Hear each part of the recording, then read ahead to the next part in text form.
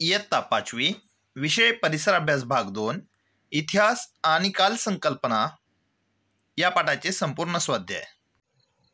प्रश्न क्रमांक 1, रिकाम्या जागी योग्य शब्द लिहा। अ. आपण वापरतो ती दिनदर्शिका टिंबटिंबवर आधारित असते। उत्तर, आपण वापरतो ती दिनदर्शिका इसवी सणावर आधारलेली असते।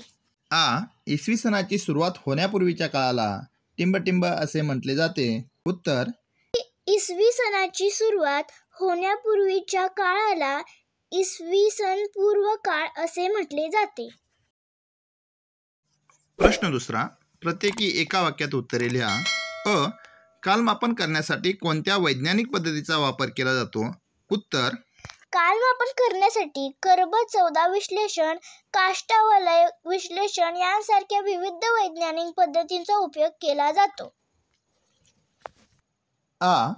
इसवी सणाच्या पहिल्या 100 वर्षाचा काळ कसा लिहिला जातो? उत्तर, इसवी सणाच्या पहिल्या 100 वर्षाचा म्हणजे पहिल्या शतकाचा काळ इसवी सन 1 ते 100 असा लिहिला जातो। प्रश्न तिसरा, पुढील प्रश्नांची थोडक्यात उत्तरे लिहा। अ. काळाची एकरेखिक विभागणी म्हणजे काय? उत्तर, आपण काळाची क्रमवार विभागणी आठवडा, पंधरवडा, महिना, 1 वर्ष अशा पद्धतीने करतो। 100 वर्षांचे 1 शतक होते तर 10 शतकांचा म्हणजे 1000 वर्षांचे 1 सहस्त्रक पूर्ण होते। काळाच्या अशा विभागणीला एकरेखीय विभागणी असे म्हणतात। आ. कालगणना करण्याची एकके कोणती? उत्तर, सेकंद, मिनिट, तास, दिवस, आठवडा, पंधरवडा, महिना, शतक, सहस्त्रक ही कालगणना करण्याची एकके आहेत। प्रश्न चौथा, पुढील तक्ता पूर्ण करा। इतिहासाची काल विभागणी आणि खाली 2 रकाने दिलेले आहेत दोन्ही बाजूला।